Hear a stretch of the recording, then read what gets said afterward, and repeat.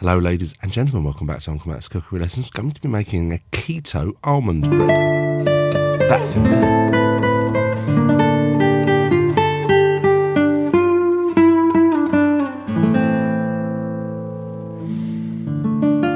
Hello, in this video I'm going to be making a kind of keto bread. Yeah, I'm on a diet, but it's more of a lifestyle change. So basically I've dramatically cut down my carbohydrate content, consumption and sugar. So I miss bread and things like that. So I found this recipe. It's really quite nice. It's with ground almond, alternative to bread. It's more like an almond sponge without sugar. It's really, really nice. At the end of the day, you can slice it like bread and you can make a sandwich, which is, you know, really nice. Anyway, I think you're going to like this video. So as I explained already, this is really more like a savoury sponge, and the recipe for it will be on my website, the link in the description. We're going to need eggs, but what we're doing to create a nice light sponge here, we're going to separate the eggs because the egg whites are going to be whipped.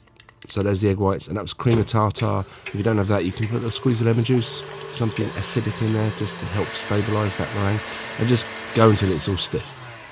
Couple of minutes. Use your stand mixer, save your elbow. So into the egg yolks go the almonds, the baking powder and the salt. Just sort of combine that in a little bit and then just mix that into the eggs with a wooden spoon. Later you're going to realise you needed a larger bowl and you're going to have to change this, but for now, so bring that as mixed as it can be and then add the fat. In this case the fat I'm using olive oil. You could use melted butter, you could use any oil you want, but you need fat in there. So if you ever made a souffle before, what you do is you add about a third of your whipped egg white into the mixture it's going into, and then you just beat it in because you've got to try to get that, apply it so it will accept the rest of the egg whites. It's the best way I can describe it really. So this is me changing into a different bowl because I realise I've got to fold this in and the mixture will be a bit larger. So in with the rest of the stiff eggs. And again, just you're going to need a metal spoon for this because you want to try to be able to cut and fold it. Cut it and fold it. The point of this is you have to mix it, so it's going to deflate the air a bit, but you want to try to fold, use that technique so you don't lose too much air for the lightness. That's the bread tin, loaf tin that I bought. That's the dimensions of it, which worked out just about exactly right for this recipe. I use the lazy method of just scrunching up some baking parchment. If you want to take ages trying to sort of get it all neat, carry on. I don't think it makes any difference in the end product. So into the lined tin goes your batter, your sponge batter, I guess. You got your oven already hot. That's the temperature there. Sort of middle, upper shelf. I find this takes usually at least half an hour to make, so but after 20 minutes I just wanted to turn it around, make sure it's all nice and even, give that another 10 minutes. And let's have a look, shall we? What have we got? So the normal method for checking a sponge, insert knife, does it come out completely clean? Let's have a look. It's there basically, but I actually just popped it back in for another 5 minutes. Anyway, so while that was cooling down on a pastry rack, so, you know, get some things ready, get some tomato ready, let's make a sandwich. So a couple of slices of this bread, and just be really delicate with it.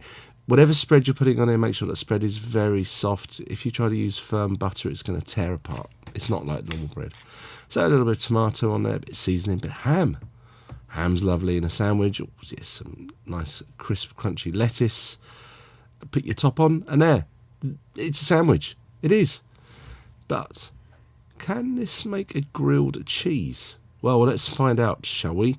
So I've got some of it sliced there with some mustard, some nice cheese, bit of onion, bit of chilli, bit more cheese. So normally I'd use butter on this, but again the butter's a bit firm, so mayonnaise is absolutely fine into a cold pan, okay? And then mayonnaise the other side of it.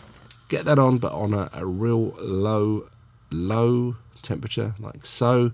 Give that a few minutes now. Let's see. This is the moment of truth, and this is experiment for me. Will it work? Well, it's in the video, so you can probably guess. Yeah, it worked. Ooh, careful now. Be really delicate with this. You can't treat it like normal bread. But there we go.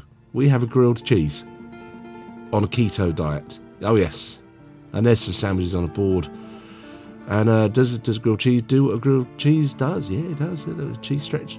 Very happy with that. Have a bite. Is it nice? Yes, it's nice. Anyway, I'm going to hand you over to me for the official tasting. All right, so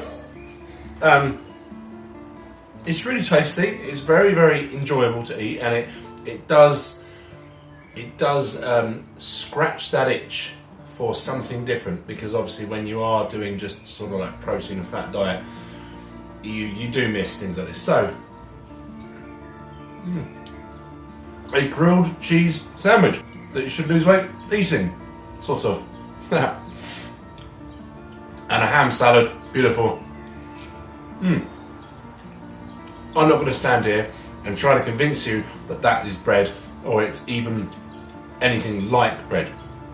It's a savoury sponge that you can use in replacement for bread, and it's nice. Please do take time to press a like or a rumble if you're watching it on Rumble, a thumbs up, give me a comment, a share and a subscription, or any of those things, and I'll be really, really grateful to you. And I'll see you pretty soon. Bye.